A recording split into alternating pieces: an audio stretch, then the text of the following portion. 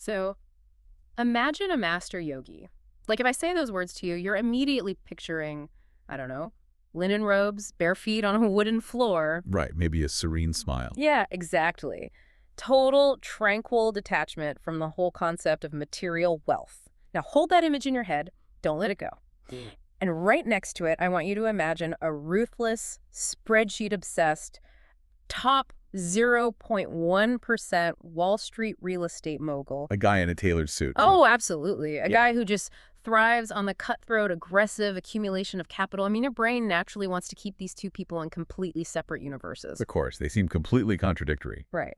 But today, in this deep dive, we are looking at a man who is both. And not like sequentially, but simultaneously. We're talking about a man named Osman. Who is also known as the blind Muslim yogi. Yes, exactly. And his resume is just, it's unbelievable. He achieved his first profound samadhi awakening at the age of 19. He's practiced advanced yoga and meditation for 50 years. And he's currently a master-level bioenergy healer, right? Specializing in critical care and terminal illnesses. Yep. But wait, it gets crazier. He's also a former medical student who pivoted, became a real estate mogul, amassed just staggering wealth, lost absolutely everything in the 2008 crash, Wow. became a minimum wage security guard, built his multi-million-dollar empire entirely back from scratch, and did the final leg of that journey while permanently losing his eyesight. I mean, it's an architecture of a life that just completely shatters the conventional models we use to understand human potential. It really does. And the reason this specific case study demands your attention, why you, listening right now, need to care about this, is the rigorous, almost clinical methodology underneath it all. Right, because he's not doing this randomly. Exactly. Osman isn't treating spirituality as some escape hatch from the brutal realities of the capitalist system. He treats his 50 years of studying the traditions of the Far East, the Middle East, and Western esoteric schools as a physiological operating system. An operating system. I love that phrasing. So our mission today is to deconstruct how he applies the ancient principles, like those from Yogananda and Swami Vivekananda, to the sheer, unforgiving volatility of modern life.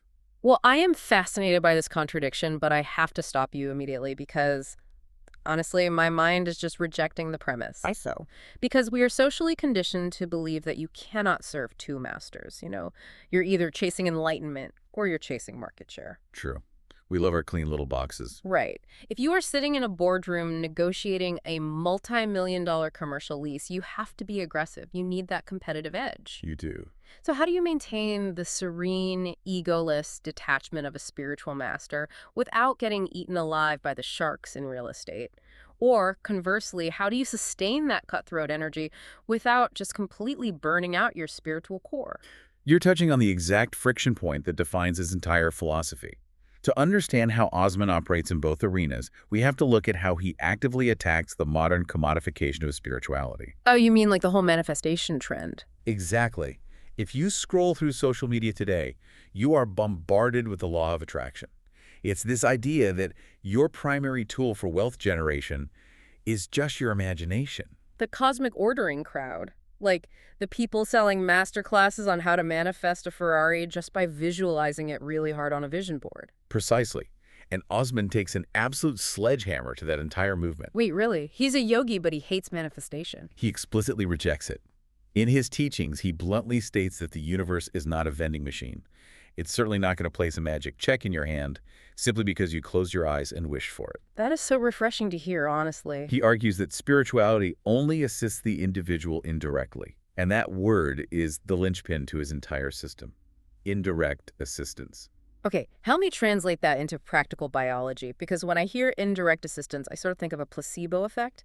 But he's talking about something much more structural, isn't he? Oh, definitely. He's talking about the autonomic nervous system. Okay, unpack that. If we look at this through the lens of modern neuroscience, specifically the frameworks discussed on the Huberman Lab podcast by Professor Andrew Huberman, we can see exactly what Osman means. Oh, I love the Huberman Lab. Which episode? So in Huberman's episode with Dr. David Spiegel on controlling stress, they discuss how the prefrontal cortex essentially goes offline when the amygdala detects a threat. Right, your body just gets flooded with cortisol. Exactly.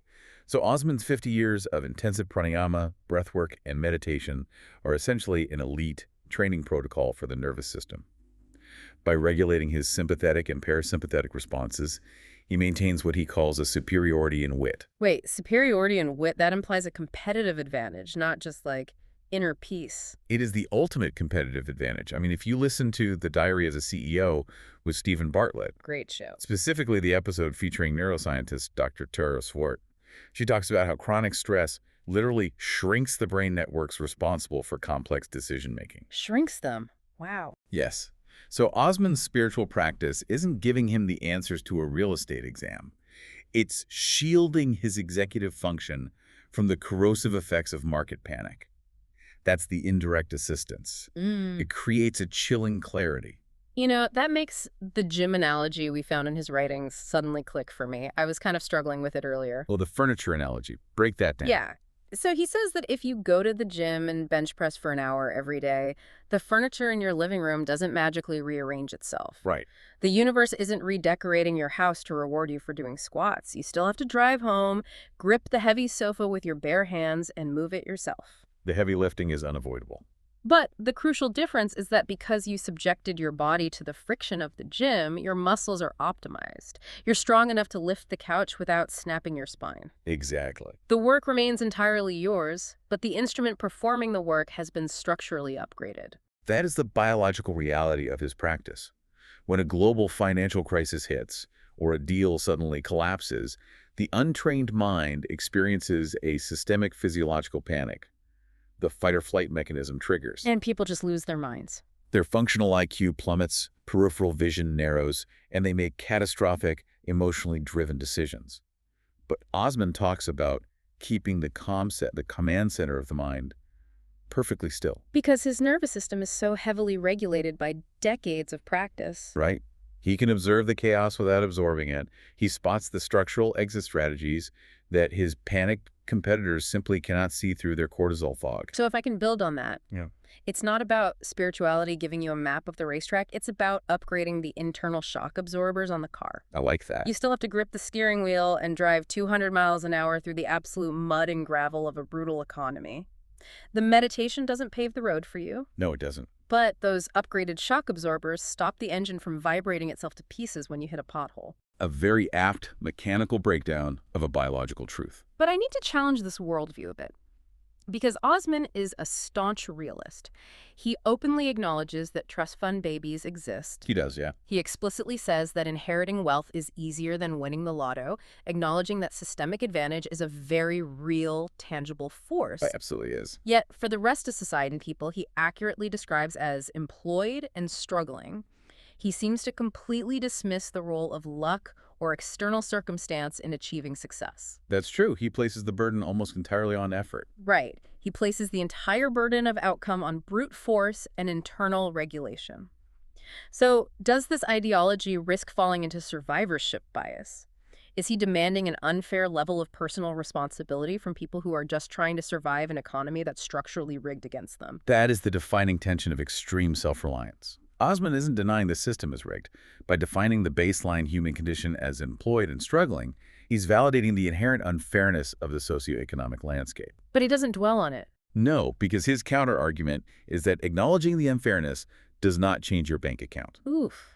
Harsh, but fair. In Rainn Wilson's Soul Boom podcast, specifically the episode with Arthur Brooks, they discuss this concept of metacognition. Which is what, exactly? It's the ability to separate your circumstances from your reaction to them.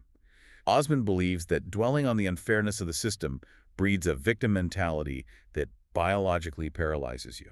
So it's not a moral judgment, it's a functional one. Exactly. He demands this extreme effort, not because he thinks it's fair, but because he views it as the only mathematically viable escape velocity from a rigged game. And to understand the origin of this relentless, almost terrifying internal drive, we have to rewind to his childhood. We really do, because his origin story violently disrupts the narrative we usually assign to highly successful people. How so? Well, when you hear about someone who gained entry into medical school, pivoted to law, and then built a multi-million-dollar empire, the halo effect takes over. You assume they're a genius from day one. Right. You automatically assume they were born with a golden brain. You picture the child prodigy sitting in the front row, naturally absorbing complex equations without breaking a sweat. We crave that narrative of innate genius because it absolves the rest of us. I mean, if someone is just born smarter, we don't have to feel bad about not working as hard as them. But Osman strips that excuse away immediately. In his early schooling, out of a class of 30 students, he was ranked 28th. 28th out of 30. He was, by every objective academic metric at the time, at the absolute bottom, and most children who receive that kind of external validation, they internalize the label. They accept that they are the dumb kid. Yes, and their neurological development physically wires itself to match that low expectation. But Osman did something extraordinary. He consciously decided to treat intelligence as a mutable variable rather than a fixed genetic trait. He was applying the principles of neuroplasticity decades before the term entered the mainstream lexicon. Right. If we look at the School of Greatness podcast with Lois Howes, his interview with Dr. Joe Dispenza is perfect for this. Oh, Dispenza talks a lot about rewiring the brain. Yes. They break down how the brain fires and wires new synaptic connections through sheer repetitive focus. Osman, as a child, somehow intuited this. He realized the gap between himself and the #1 student wasn't magic. It was just a deficit in processing time. So he just had to outwork the gap. Exactly. He simply had to put in more reps. And the ultimate crucible for this theory was the infamous 9th grade physics test. The source material outlines this incredibly vivid anecdote. Oh, this story is amazing. The veteran physics teacher designs a test specifically engineered to make students fail. It's basically an academic psychological operation, a weeding out mechanism designed to terrify kids away from taking the advanced physics track the following year. Total intimidation tactic. The entire class is dreading it. Osman takes the test, and he scores a perfect 100%, a score that the teacher had literally never witnessed in his entire career. He literally broke the grading curve. He did. But the defining moment of the story isn't the grade on the paper. It's the interaction in the hallway afterward. With his classmate, right? Yeah. A female classmate who had known Osman since the 1st grade. Someone who had watched him struggle at the bottom of the academic barrel for years walks up to him. She is completely bewildered, and she asks him, "How did you become intelligent?" Pay attention to the syntax of that question. How did you become intelligent? Exactly. She is implying a metamorphosis. She's asking what secret potion he drank or what divine intervention suddenly rewired his brain overnight. She's looking for an alchemical explanation. Because the alternative is too uncomfortable. And Osman looks at her and delivers a response so dry, so stripped of romance that it completely shatters the illusion. He says, "There is no magic. I just study it very hard while others sleep or play." It is a devastatingly simple truth. In the Diary of a CEO episode, where Stephen Bartlett interviews Mo Gaudat about the algorithms of happiness and success, Gaudat emphasizes this exactly. What does he say? He says that our misery comes from expecting complex, magical solutions to simple input-output problems. Osman was running a brutal input-output equation. While his peers were just being kids. Right. While they were experiencing normal childhoods, he was delivering newspapers in the early morning cold, working counter jobs, rigorously practicing his yoga routines, and studying deep into the hours of the night. He substituted inherent talent with an overwhelming volume of suffering.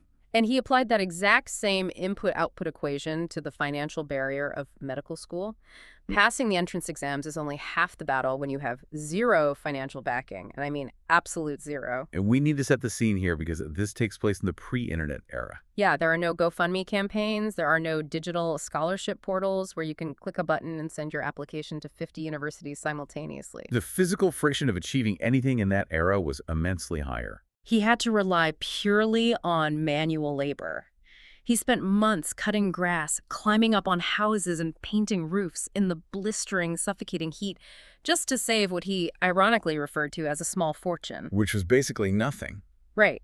When he sat down and actually ran the math on this pile of cash he had sacrificed his body for, the reality was crushing.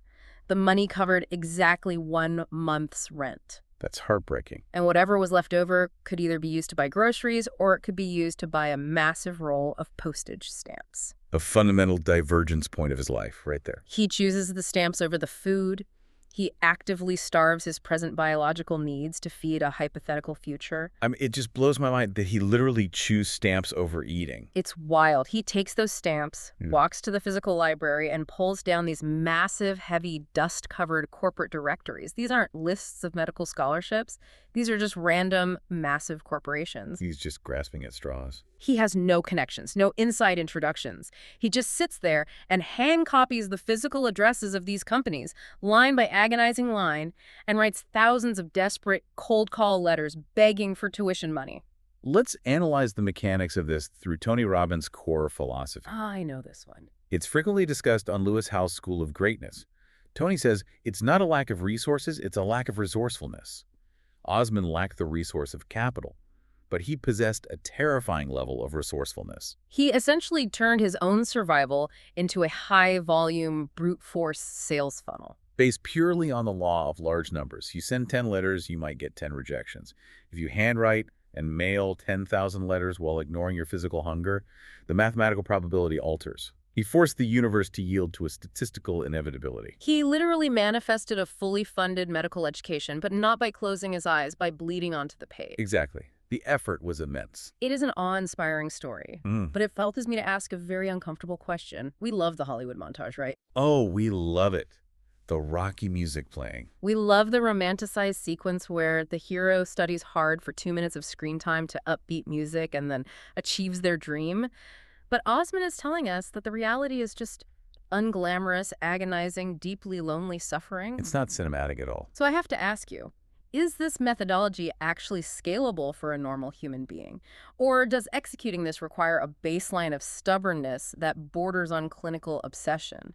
Because choosing starvation over a guaranteed meal implies a level of psychological extremity most people simply do not possess. I would argue it requires an absolute refusal to accept the default narrative, which often registers to society as clinical obsession. That makes sense. In Joe Rogan's numerous interviews with David Goggins, they explore this exact psychological territory. Goggins is the king of that mindset. He really is.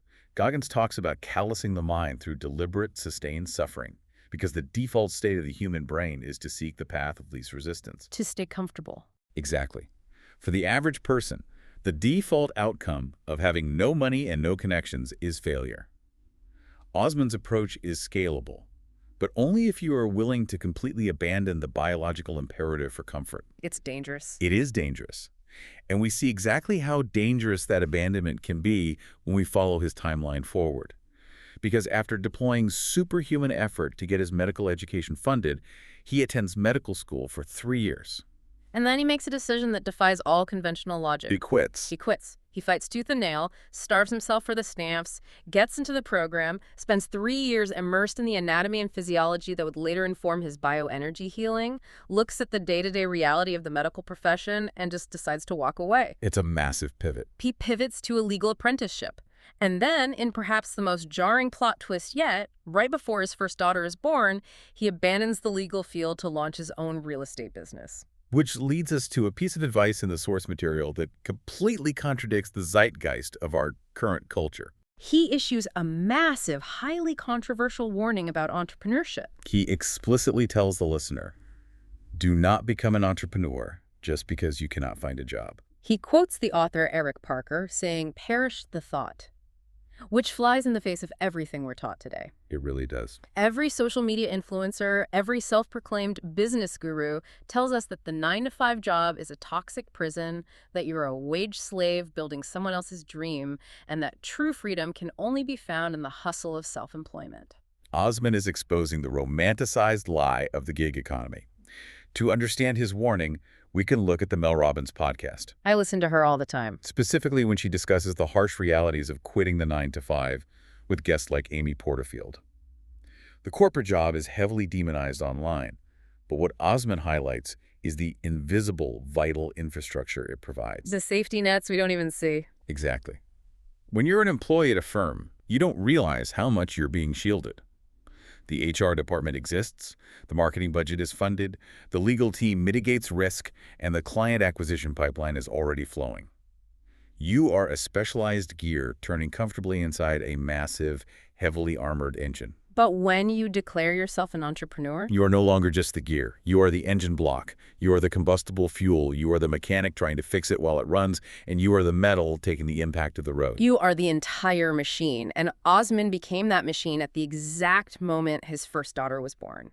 He entered what he solemnly refers to as the 6-year drought. 6 agonizing years. For 6 years in the real estate market, despite his massive intellect and work ethic, he earned less money than a janitor. He was trying to sell houses, but to afford the actual gasoline to drive his car to the property viewings, he was working deep into the night delivering pizzas and walking door to door selling toys. The psychological toll of that reality is where most individuals shatter. He discusses the absolute necessity of the warrior mindset. Invoking the performance aspect of the Wolf of Wall Street? Yes, but he wasn't performing out of greed. He was performing out of sheer survival. Okay, explain the mechanics of that compartmentalization to me.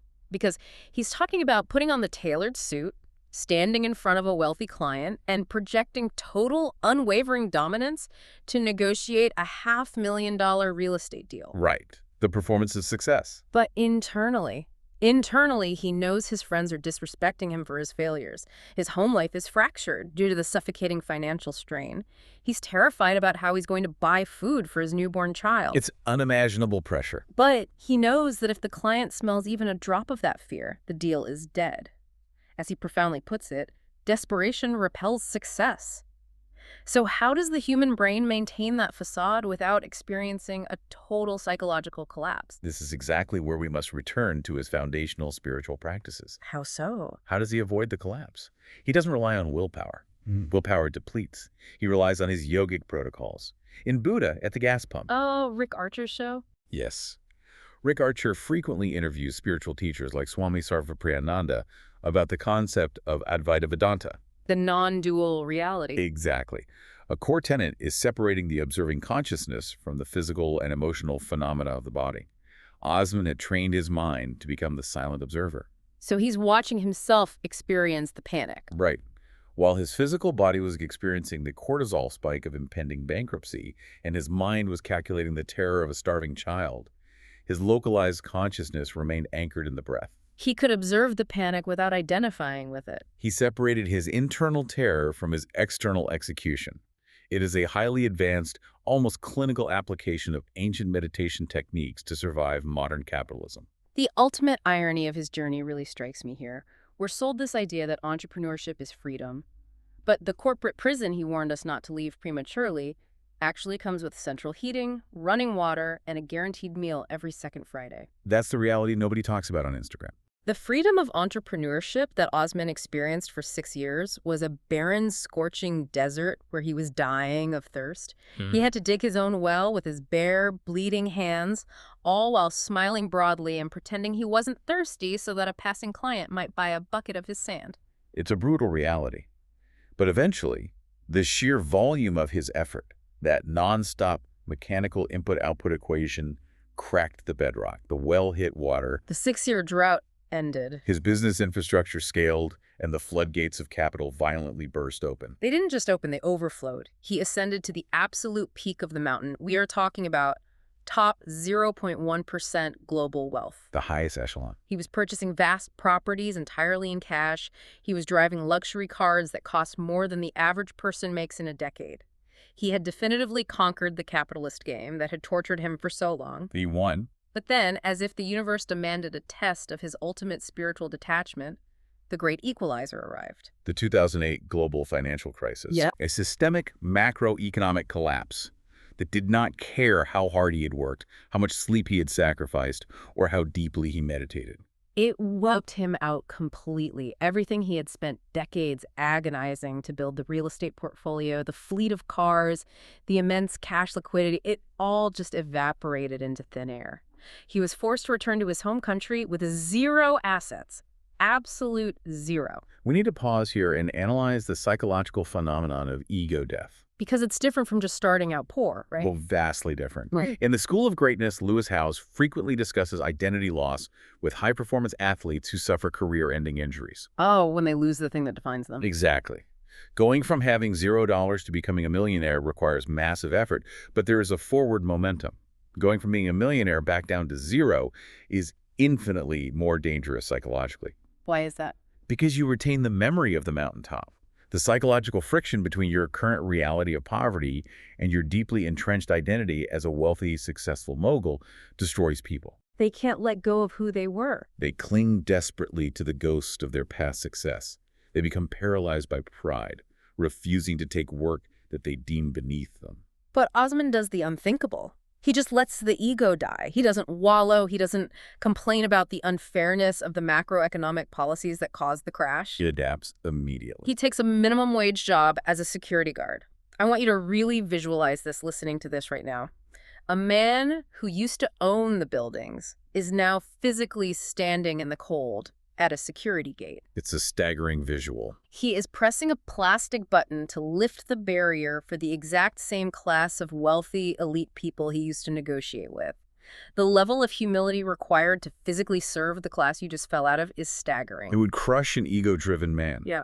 But Osman's spiritual foundation, the teachings of Ramakrishna and the texts he studied, like Yogananda's autobiography of a yogi, taught him that the external trappings of wealth are transient illusions. They aren't real. Right. He didn't view the security guard uniform as a demotion of his soul. In fact, he reframed the entire scenario. He didn't view the minimum wage paycheck as a dead end. He viewed it as seed capital. That reframing is everything. He took those meager wages, saved every single penny he could, and started running digital advertisements for a brand new business venture. While standing at that gate, he was plotting his resurrection. And over the next 4 years, he executed his algorithm again. He scaled that new digital business all the way back up to the millions. It is genuinely like a video game. How do you mean? Imagine you spend 500 hours grinding to beat the final boss. The moment you win, your save file corrupts. Everything is gone. Most people would rage quit, smash the console, and never play the game again. They'd say the game is rigged. Exactly. But Osman just took a breath, picked up the controller, and calmly started over at level 1 with a wooden sword. He was completely confident because he knew he retained the actual skill required to beat the game. And the physical manifestation of him beating the game for the second time is the story of the metal credit card. Yes. This is such a poignant detail. Recently, his bank sent him an exclusive heavy metal credit card. It's the ultimate societal status symbol, denoting top-tier private wealth. It's the kind of card you drop on a table to make a sound that proves you've made it. Exactly. But there is a massive, tragic caveat to this victory. By the time that physical card arrived in the mail, Osman could no longer see it. He had gone completely blind. This is a critical juncture in understanding his current reality. We must emphasize for the listener that Osman went permanently blind very recently. Specifically around May of 2023, right? Yes, because he lived his entire life up to the age of 57 as a fully sighted person. His mental models, his vocabulary, and his memories are entirely visual. That makes a lot of sense. So when you watch his free videos on yogawellness786.com, he frequently uses highly descriptive visual language. Right, which might confuse someone who assumes he was blind from birth. He speaks of light, of color, of spatial geometry, because that was his operating system for over 5 decades. So he receives this metal card that he can feel but cannot see. In his first iteration of wealth, a card like that might have been a tool for flashy consumption. A status symbol. But now, sitting in the dark, he views it entirely differently. He calls it an accolade. It is a physical trophy proving that the ruthless machinery of the capitalist system had no choice but to officially acknowledge his competence and his unbreakable resilience. It is undeniable proof of concept. But we have a responsibility to our listeners to not just glorify the victory. We have to examine the terrifying biological cost of the Osman algorithm. Because it wasn't free. No. Beating the game twice from absolute zero did not come for free. The human body is a biological machine, and Osman pushed his machine far beyond the manufacturer's recommended limits. The warning label on his life is written in bright red ink. The statistics of his daily routine are deeply alarming. What was his schedule like? Early in his career, he absorbed the advice of a mentor who told him that working a standard 8-hour day simply wasn't enough to escape poverty. Osman internalized this and scaled his output to an incomprehensible degree. He began working up to 20 hours a day. 20 hours. He explicitly states that since the age of 10, he has consistently slept only 2.5 to 4 hours a night. We have to bring Andrew Huberman and Dr. Matthew Walker back into the conversation here. Walker is the sleep expert, right? Yes. On the Huberman lab, Walker, who is one of the world's leading sleep scientists, details exactly what happens during chronic sleep deprivation. Sleep is not just a period of inactivity. It is an active state of cellular repair. So you aren't just resting, your brain is actually working. Exactly. During deep REM sleep, The brain's glymphatic system literally washes away metabolic waste, including amyloid beta plaques. When you restrict sleep to 3 hours a night for 4 decades, you are launching a systemic, sustained assault on your cellular infrastructure. The oxidative stress is catastrophic. And the bill for that oxidative stress finally came due in May 2023. Now, officially, his medical doctors attribute his sudden and total blindness to a severe allergic reaction from a vaccine. But right, that's the clinical diagnosis. But Osman, being a man deeply attuned to his own physiology, holds a much darker, much more introspective theory about his loss of sight. He takes absolute personal accountability, even for his physical deterioration. He does. He believes that the vaccine may have been the final trigger, but the underlying cause was the ultimate cumulative effect of a total nervous system collapse. He hypothesizes that his optic nerve simply burned out. It was fried by decades of relentless sleep deprivation, chronic cortisol exposure from his high-stress output, and the sheer voltage of running his brain on overdrive since childhood. It's the ultimate cautionary tale. You can outwork your peers, you can outsmart the market, but you cannot permanently outrun your own biology. No one can. But despite suffering this devastating loss, losing the primary sensory input we use to navigate reality, Osman's response is what truly defines him. He absolutely, categorically refuses to play the victim. Which is incredible, honestly. And this leads to what I consider the most shocking decision of his entire life. He completely rejects all government disability assistance. It is a profound philosophical and psychological stance. I want to make sure you listening to this really grasp this. He states clearly that he would rather starve to death than beg for money. Even though he's entitled to it. Exactly. He genuinely fears that accepting a financial safety net, even one that he mathematically paid into through heavy taxation during his years of massive wealth, would corrupt his drive. He believes it would make him lazy. So he just opts out. So picture this reality. We have a 57-year-old man completely blind since May 2023, living entirely alone. He has no in-house care. He navigates his kitchen and cooks his own meals in the dark. And instead of quietly retiring on a disability check, what is he doing? He is actively taking complex online courses to learn artificial intelligence. The logistics of that are staggering. The internet is an inherently visual medium. The graphical user interfaces, the coding environments, the software dashboards, they are all designed for sighted users. Yeah, how does he even navigate that? In order to learn AI and continue running his digital businesses, Osman has to build bespoke, auditory, and text-based AI tools. He is using screen readers and auditory feedback loops to prompt engineer complex outputs. He is literally rewiring his digital interaction with the world purely through sound and memory.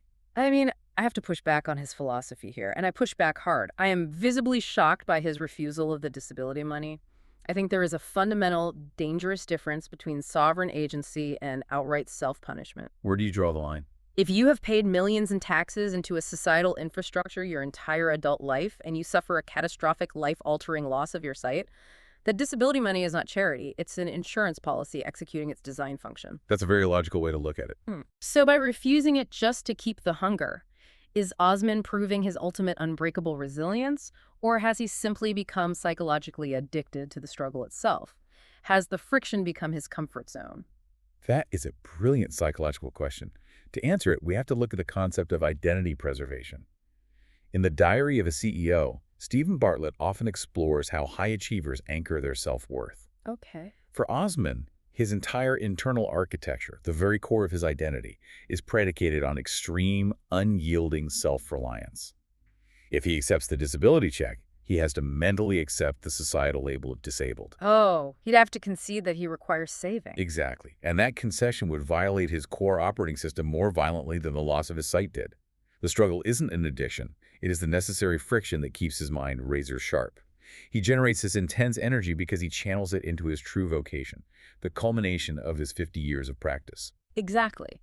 We finally arrive at his ultimate purpose. Osman is not just a real estate mogul who happens to meditate to manage his stress. He is, at his core, a master-level bioenergy healer. And his specific niche is incredibly intense. Right. He doesn't deal in minor ailments. He specializes in critical care recovery and terminal illnesses. This is where we must bridge the gap between the mystical and the scientific. because his methodology is fascinating.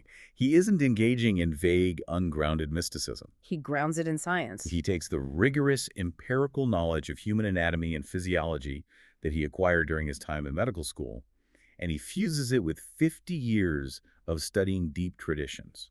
We're talking about the principles laid out by Swami Sivananda of the Divine Life Society. And the energetic awakenings described by Gopi Krishna. Yes, and the profound states of consciousness analyzed by Ramakrishna. He explicitly applies the principles of quantum entanglement and telepathic healing. Now, for the skeptics listening, and I know my own brain immediately throws up red flags when I hear those terms, I want to clarify how Osman approaches this. It's important to clarify. He treats this as non-local energy transmission. He is anchoring these ancient, invisible protocols into a highly results-based methodology. It's crucial to note here, and he emphasizes this heavily, that he offers his healing services on a complementary basis. It is absolutely not a replacement for traditional medical treatment. No. He uses his energy work to enhance and fill the gaps of whatever is lacking in standard medical fields. To understand the science he is referring to, we can look at the Joe Rogan experience. Oh, Rogan loves this stuff. Right. When Rogan talks to quantum physicists or highly advanced martial artists like Georges St. Pierre about the flow state and the manipulation of spatial energy, they skirt the edges of what Osman does deliberately. Or if we look at Buddha at the gas pump. Rick Archer's interview with Dr. Bonnie Greenwell delves deeply into Kundalini awakenings and how the body's subtle energy systems, the nadis and chakras, physically interact with the biological nervous system. Right. And Osman, having attained samadhi at 19, has spent a lifetime mapping this interaction. He utilizes quantum entanglement. The physics principle that particles can be inextricably linked and influence each other instantaneously regardless of distance. Exactly. And he applies it to human bioenergetic fields. He essentially synchronizes his highly regulated energy field with the compromised field of a terminally ill patient to induce a parasympathetic healing state.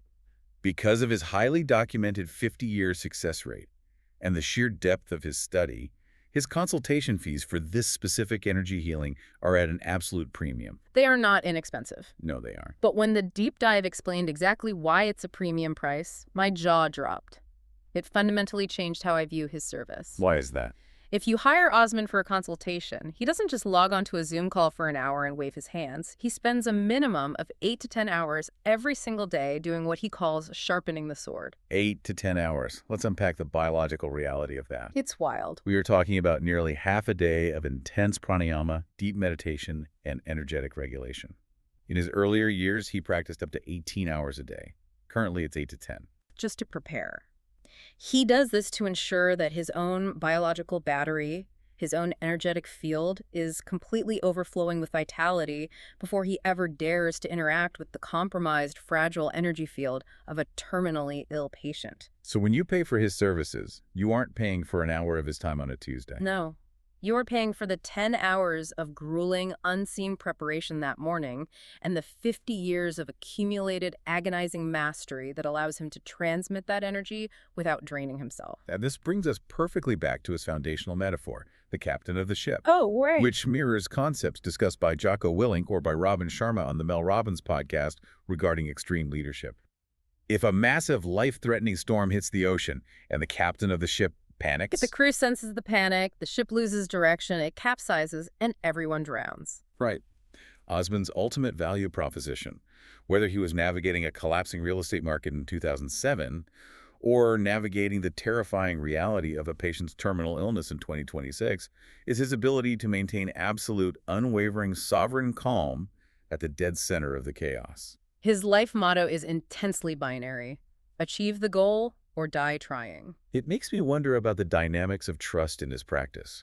In a modern medical world that is utterly obsessed with pharmaceuticals, double-blind clinical trials, and immediate visible metrics, how difficult is it to convince a terrified patient to trust an invisible, non-local process like quantum entanglement? That's a great point. Furthermore, does the fact that he is physically blind, that he lost his sight in May 2023, make his patients more or less likely to trust his mastery over the body's unseen energy fields? I would argue the blindness actually amplifies his authority in this specific domain. Really? How so? When a human being loses their physical sight, the visual cortex doesn't just shut down.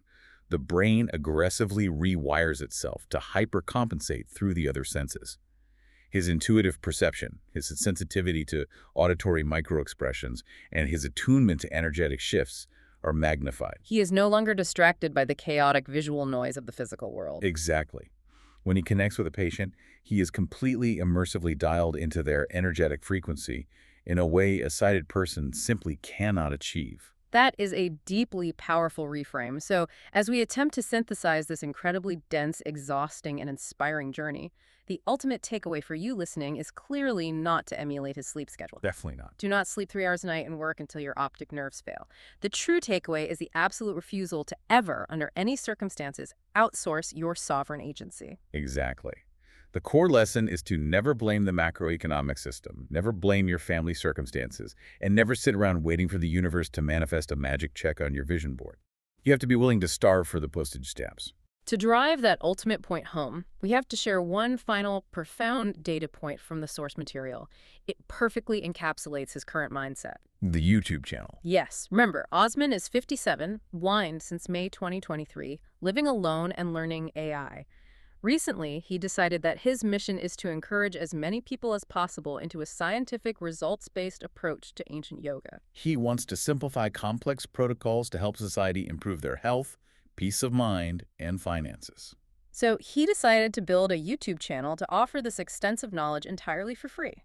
As a completely blind man, using the AI tools he built, he figured out the logistics of recording the audio, editing the content, writing the SEO descriptions, and uploading the files to the platform. And he didn't just do this once a week. No, he uploaded 10 videos a day. 10 videos a day for 5 straight months. The sheer volume of that creative output is staggering.